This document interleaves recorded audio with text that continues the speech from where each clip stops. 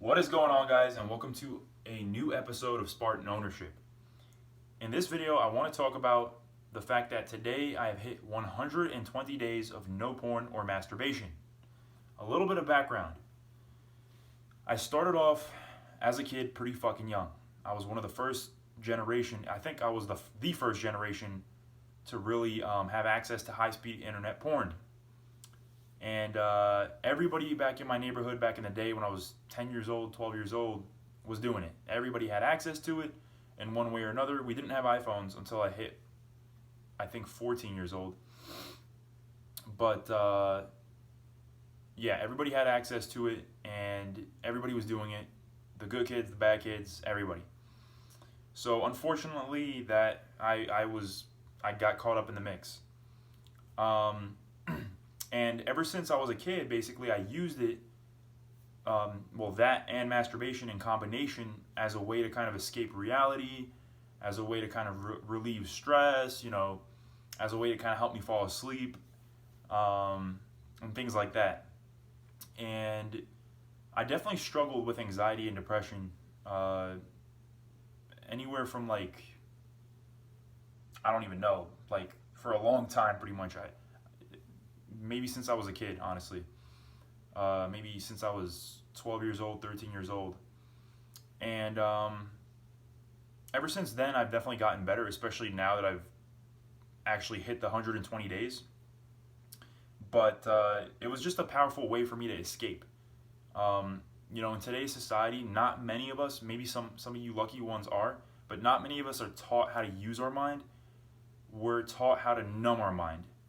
So instead of learning how to deal with problems in life, we're often taught ways to just escape them. So whether that's junk food or drugs or porn or masturbation, right? So that was basically an escape route for me for many, many, many, many years. And I finally heard of Your Brain on Porn and all those websites and stuff like that talk about the dangers of porn when I was about 18 years old or so. Maybe even less than that, maybe 17. I can't remember exactly when I started hearing of it, but it was right around that range. And I tried quitting it on many occasions, but I just kept falling right back into it. And the other thing that's worth considering is that porn addiction is often a sign that something else is wrong in your life. Like, addiction is often just a signal that some other area of your life is not being taken care of and you're trying to remedy it with the addiction, right? That's like addiction psychology stuff 101. But not a lot of people realize it, and most people don't realize anything when it comes to the basics of anything. We like to skip over the basics and we like to skip over the foundational stuff in favor of the new high-tech, speedy shit. So anyways, recently, this was right before 2020 hit, I realized that, okay, I got to get a grip on this fucking thing. No pun intended. And I finally decided that I was going to cut out porn and masturbation. And I even went the first 60 days or so without even orgasm. So, now I'm at 120 and I definitely count on continuing. As of now, my intention is to just quit porn and masturbation completely.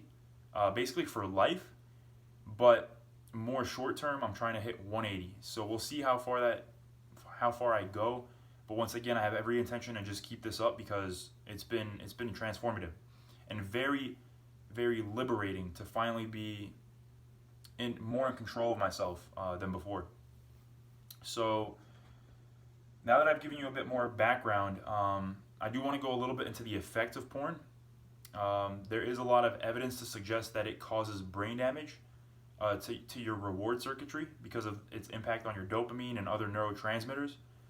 So it can mess with things like motivation, concentration, mood regulation, things like that, because it impacts the same sort of neurotransmitters as the ones that basically help you regulate your mood, help you regulate your focus, your attention,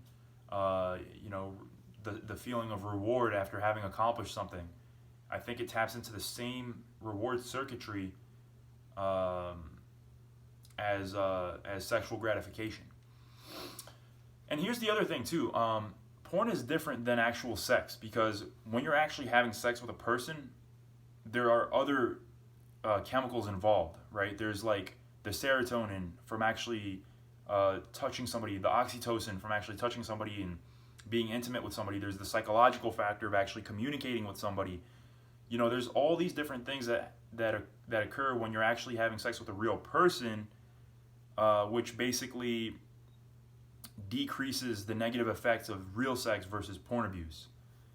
Not to mention, porn conditions you to, getting gratification from a screen, basically, instead of a real person, which can cause all kinds of issues ranging from social anxiety to porn-induced erectile dysfunction, because you're so used to having a screen in front of you and getting off that when you're with a real person, your brain isn't conditioned to respond to an actual person, so you don't even get you just get erectile dysfunction, essentially, is what it comes down to. So I know I started young, so like, did I get brain damage? I think I might have. I definitely. I want to sit here and say that, oh, I'm fine now, and this and that, but I've struggled with anxiety and depression for many years. Still struggle, with it, and I feel like if I never went through that, and I had better mentorship and guidance, I could have been in a way better position right now.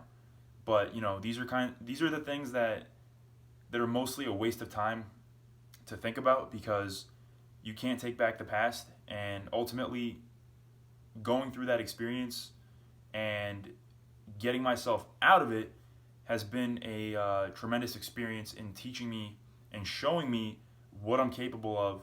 And when you take yourself out of a dark hole like that, I know you guys are probably thinking like, oh, dark hole, whatever, fucking perverts. I'm finally coming out of that, so it doesn't impact me as much. But when you take yourself out of a dark place like that and you go through the shit of like feeling your mind just being tormented, but like not reacting to it, and then the subsequent growth that occurs because of that process, I think it does something to you where it like gives you a lot more drive, and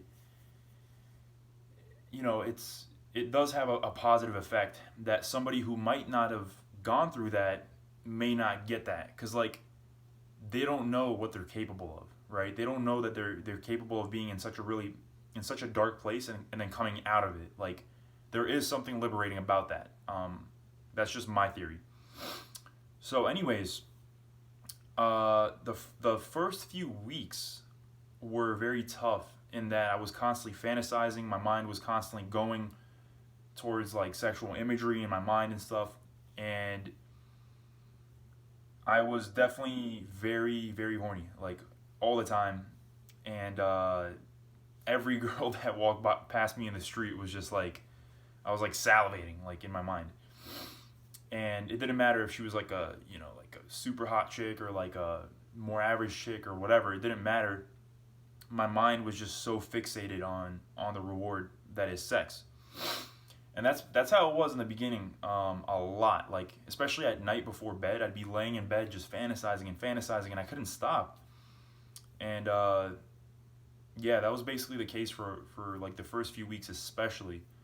Once I got through that, the fantasies still remained for a long time. They remained quite, especially like when I was doing the no PMO, like when I wasn't orgasming, that's when the fantasies were at their highest. But when I actually started seeing women again, then it kind of went down a bit because I had a place to kind of release a bit of that energy. So yeah, definitely having a woman in your life, whether it's a girlfriend or women that you're seeing, can help you kind of deal with the challenge better, because you're not so pent up all the time. But at the same time, it was also pretty nice having all that energy, because it definitely increased my aggression a lot. Like, I remember being at work and like I would basically be a lot more confrontational, but like in a good way. Like I was more assertive about what I wanted, and I made it known to other people. So that was actually a really cool learning experience for me because, uh, yeah, it's just good for your character as a man to be more assertive, right? Like that's just a fact. So yeah, the fantasies definitely were a big thing for a long time. It's only recently that I've finally started to kind of like go to sleep without even thinking about women and stuff. Um, but like very recently, like weeks, maybe 2 weeks or something, 3 weeks. Before that, it was very pleasurable to me to constantly go to that part of my mind and fantasize and stuff. And there's not much you can do when that happens. Like you could train yourself to detach from that and focus on something else. But the truth is that sex is so primal and so part of our DNA that it's hard to just overcome that like through sheer will all the time. If you're in the midst of like a sexual fantasy session, it's hard to be like, no, I'm gonna focus on like work or something like that, because work isn't as primal. It's not as wired into us as sex is. Because sexual energy is literally, I think, the strongest force in our biology. Even in the book Think and Grow Rich, he said Napoleon Hill says that sexual energy is even more powerful than love, simply because of how primal it is and how connected it is to our biology. So that's not to say that you can't conquer it. You can domesticate it, but you'll never be able to fully control it. I don't believe you can, and I don't even think it's worth wanting to. Just domesticate it. So I'm finally starting to come to a point now where it's not on my mind as much, and I'm finally starting to focus on other things.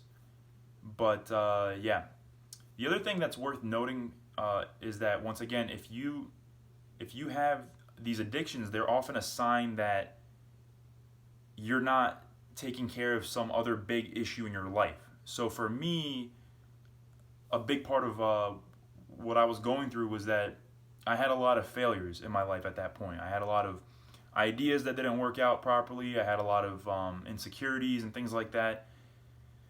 I wasn't doing well financially. I wasn't doing well professionally. And when I finally took care of those areas, like my professional stuff, and it wasn't even like I had to achieve my dreams. Like I didn't have to, hit the highest level of my personal goals to feel good or accomplished. But when I finally got some momentum on them and I started making some money and I started like being more self-reliant and stuff like that, that's when all of a sudden I started feeling good about myself, which made me be able to do this challenge with a lot more ease. Because if you're depressed and you're not taking care of any aspect of your life, and maybe you're incompetent, maybe you're broke, maybe you're in a relationship that you shouldn't be in, things like that can really weigh down on you. And if you're not consciously making progress on taking care of them, then it's very simple and easy to fall back into old habits like porn and stuff like that. So what I'm saying is when I finally started making some money, when I finally started doing a job that I kind of liked more than the shit that I was doing before, all of a sudden my lifestyle and my sense of accomplishment sort of started to outweigh the desire to escape from it all. So in other words, if your lifestyle is on point and you're taking care of shit like you should be as a man, then you'll derive more pleasure from your lifestyle than you will from any other stupid little habit. And that sort of realization is way easier said than done, and it doesn't happen instantly. It happens as a process. You don't just magically manifest a lifestyle that you want and then magically stop doing all the bad things you were doing. It's a process that takes a lot of determination and grit, but eventually once you recondition yourself, you'll be like like an arrow just flying towards the wind, towards your target without much resistance. Or at least if you feel resistance, you'll be way better at dealing with it. So a big part of this whole journey is like learning how to take the pain of your life and learning how to process it and learning how to respond to it instead of react to it. And when I say respond to it, I mean take the pain, figure out where it's coming from, face it, breathe through it, learn how to breathe. Look up Dan Brule, the book Just Breathe, for some guidance on that. Learn how to meditate, learn how to take in the pain of your life without running away from it all the time. David Data has an excellent quote about this. He says, unadorned suffering is the bedmate of masculine growth. I'm going to say that again. Unadorned suffering is the bedmate of masculine growth. What unadorned means is not sugar-coated, right? Like you're not numbing yourself to it. You're facing it head on, right? A big proponent of this is David Goggins. He always talks about how you have to suffer.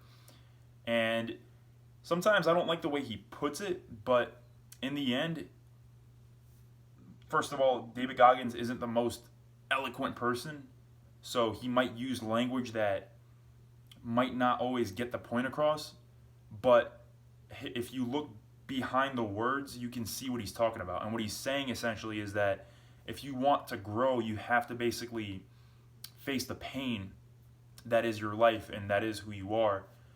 And you have to be able to start working with your life and with who you are to overcome those weaknesses in your life and in who you are.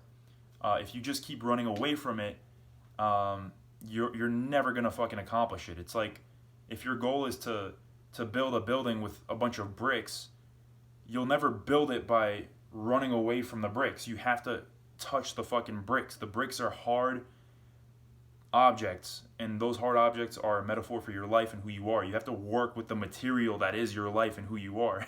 Otherwise, you'll never be able to build anything out of it.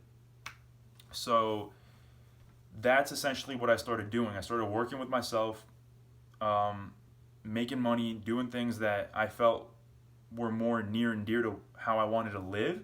And as my lifestyle improved, so did my determination to go through with the challenge. So this was all happening these changes started happening a few months before I committed to doing No PMO. And they also continued happening as I was doing. So it was like a nice positive feedback loop of things changing, and as my lifestyle improved, so did my determination to continue the No PMO challenge, because now there was less to run away from in my life. And at the same time, I was getting better at dealing with the pain of my life. So how does it feel to be at 120 days, right? Well, one thing is I feel more connected to my purpose than I ever have in my whole life. That's number one. Because I can't escape as much from it anymore. I can't escape from the pain of my life anymore through these old familiar habits. So I face myself a lot more now. Number two is that I still have some bad habits. Of course, I'm not perfect yet, or ever will be. But where was I going with this? I lost my train of thought.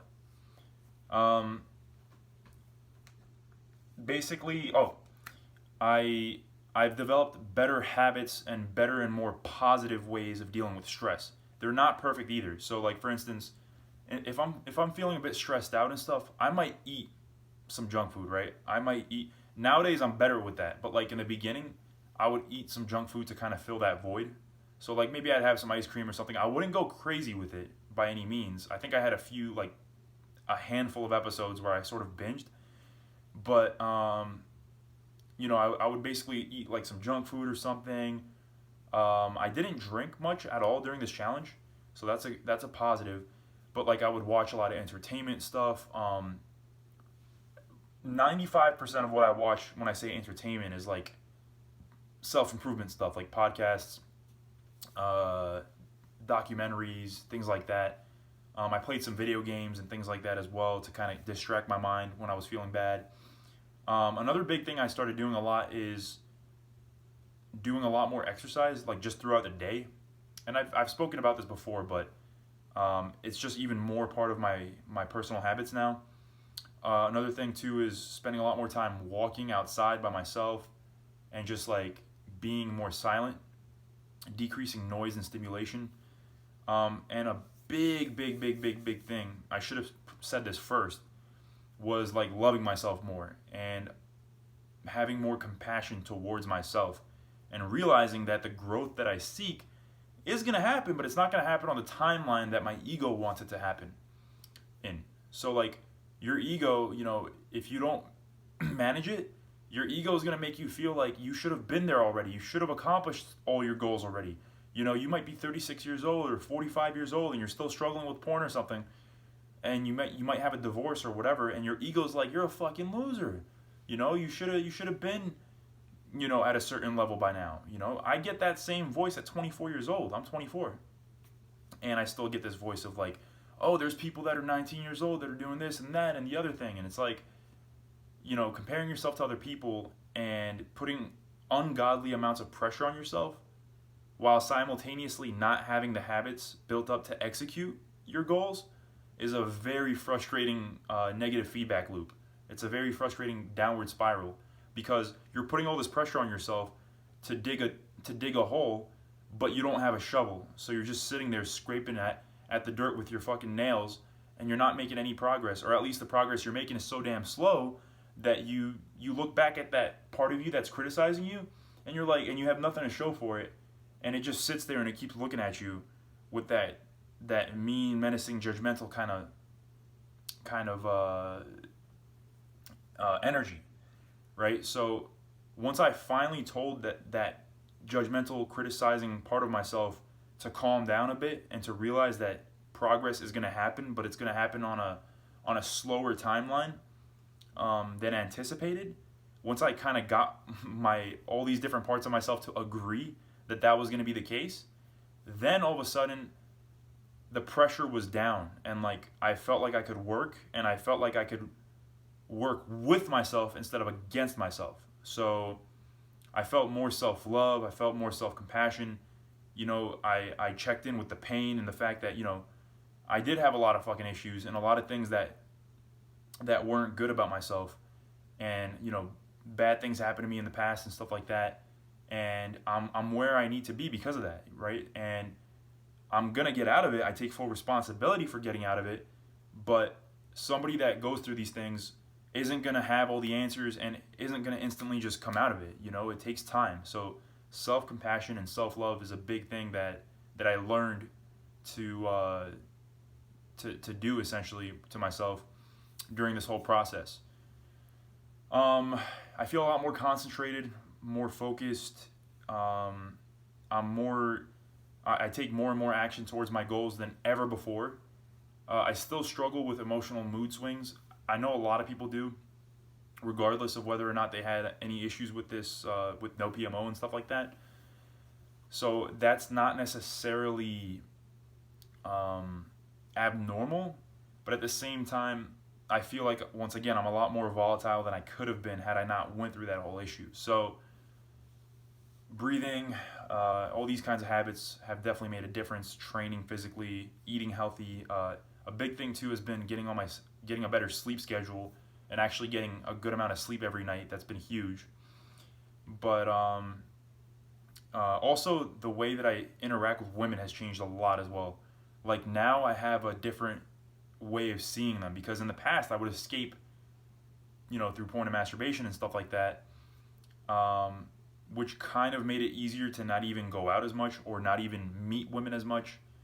And I think it also kind of makes you like, in a sense, kind of objectify them more, because you're so used to like having sexual experiences that are based on just releasing inner tension. So you kind of start to condition sex itself as just a way to release inner tension, when it's so much more than that. So when I finally stopped doing that, I started interacting with women a lot more deeply. I started seeing them in a, like, with more emotion kind of activated in myself. Like before, I'd kind of be like a shell, like an emotional shell. Wouldn't be much emotion that would come out. But now, I just appreciate women a lot more. I really do. And that's what happens, I guess, when they're literally the only source of your sexual gratification. but more than that, obviously, there's more to them than that, and I'm realizing that a lot more these days. So it's definitely improved my relationships and interactions for sure. What else? I feel more aggressive, I feel like my testosterone went up. But the biggest thing though, the biggest thing that I feel that's impacting every other aspect of my life is the fact that I feel more dignity now. Because in the past, I mean, it sucked, like being such a slave to your own desire for instant gratification. By the way, that's also another thing too.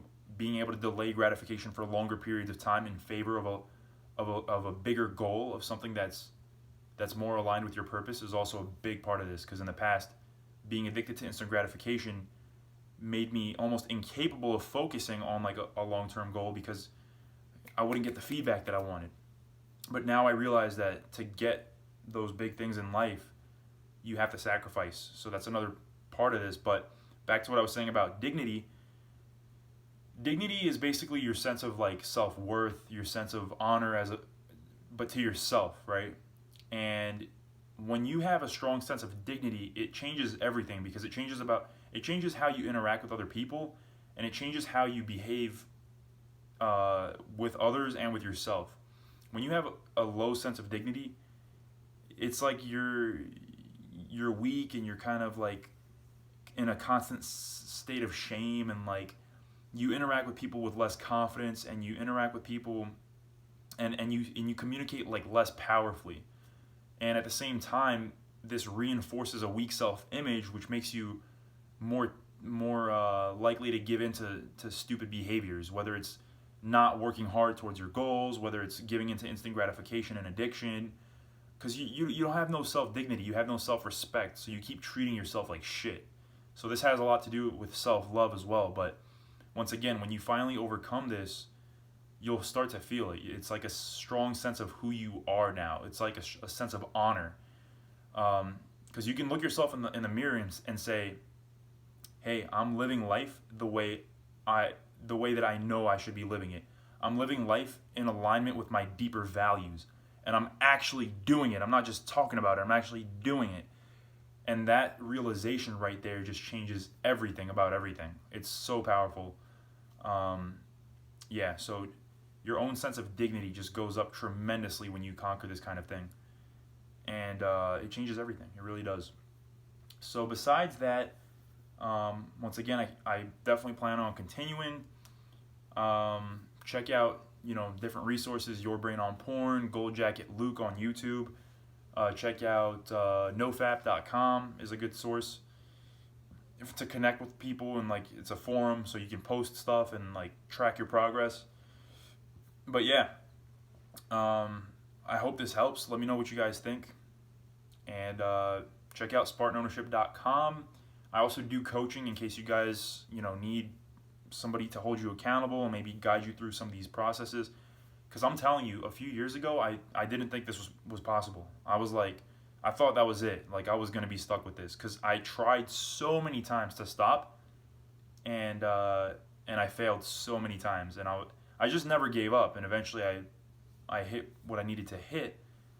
But yeah, if you guys need some coaching, somebody to hold you accountable, help you set up a way to attack this whole thing, because maybe I can help you figure out what aspects of your life are giving you the depression that makes you want a PMO. Like sometimes you need somebody to kind of like help you kind of figure out what's going on behind the scenes.